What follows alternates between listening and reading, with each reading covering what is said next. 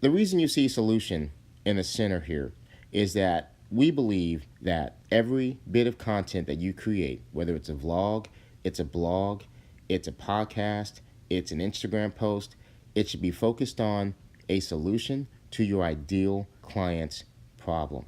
I wish I could stop there. If you focused on just the solution, you're going to be golden. So here's the process that we recommend.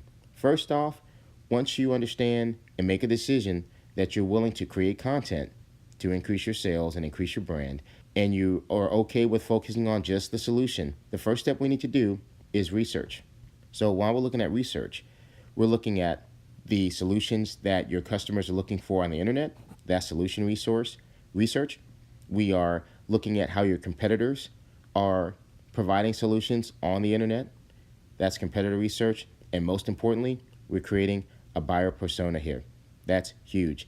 A buyer persona is just a fancy way of saying a buyer profile. We're learning their age, their demographics, where they live, how they purchase, why they purchase, and we're customizing a sales process based to fit their natural way of getting information and making a buying decision. So once we're done with the research phase, we're going to then go to mind mapping. This is the next stage that we recommend. Now, mind mapping is really fun because you get to sit there with a blank canvas and just do vision casting. We get to focus on your company's approach to solving their problem. So vision casting is showing our solutions, our own personal style of providing solutions. It's filling out themes and topics in regards to finding a solution to their problem. And it's leaning on that buyer persona to make sure that we're on track. This is where we want to inject our experience as content creators to kind of help you flesh out some things maybe you're not thinking about. We also want to use the research we gathered from the buyer persona here.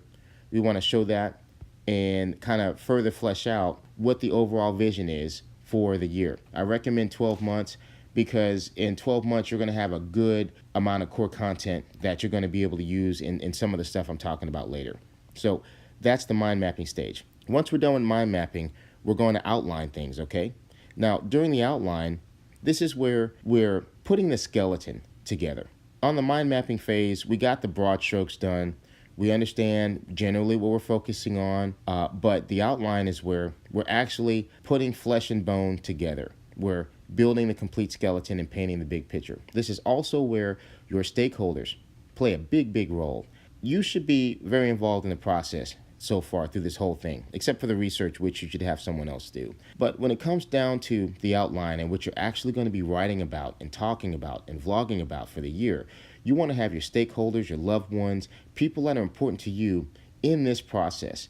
What we want to avoid is you spending all this time, energy, and money to get something together and find out that the people closest to you may have some issues with it. They may have areas that they wanted to cover that maybe you didn't think about, maybe we didn't think about.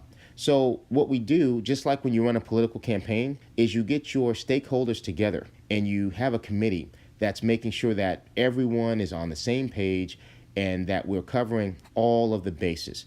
So this is where other people's input is welcome and encouraged.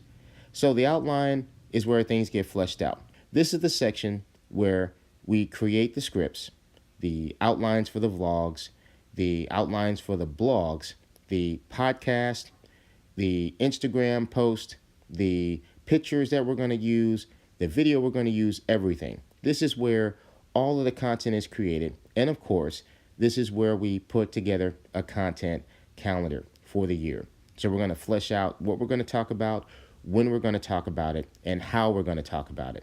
All of this really comes together in the last phase, which is your sales funnel. In my opinion, the most valuable piece of your sales machine for any brand or any company. If you do this right and you have just a rich amount of content that's all focused on the solution to a problem, what you're able to do now is to create a machine using this content to naturally and organically bring your ideal client through a buying process. Is going to allow them to get a feel for your company and your company's approach to solving their problem.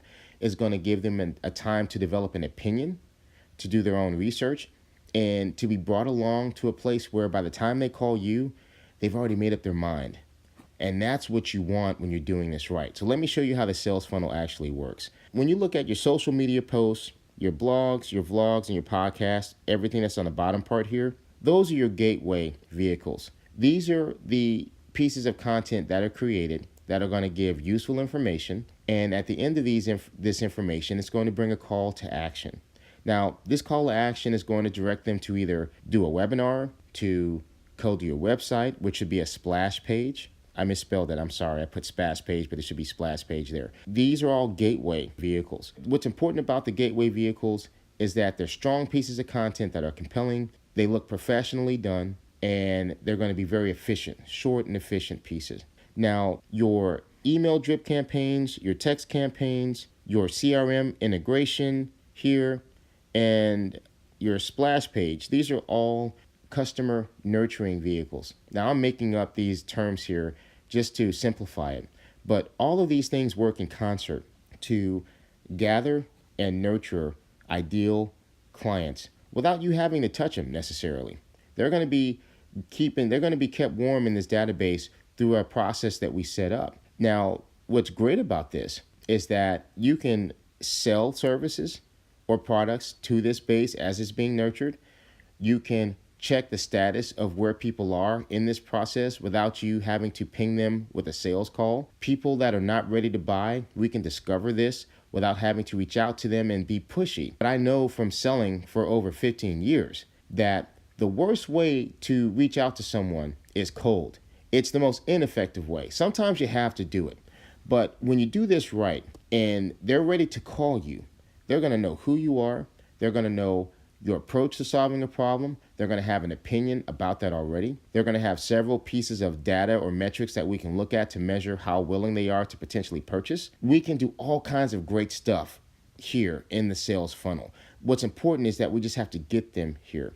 Now, this is a summary of what we're going to focus on. I can go into a lot more detail, but I wanted to give you an overview because too often we're talking about, I can make you a great video. I can make you a great website. Most of the people that make these super Hollywood looking videos, from a technical standpoint, they're near perfect. I think there's so many companies that do a great job. We're one of them. But what people don't do is they don't spend time on the content. And that's really our passion, is to create the content first so that we can write and video and talk about things that actually matter to your ideal client. So I hope this information was helpful to you. If you got nothing else from this video, get this message. When you write content and you plan it for the year, only focus on solutions to your ideal client's problem. Thank you so much for watching.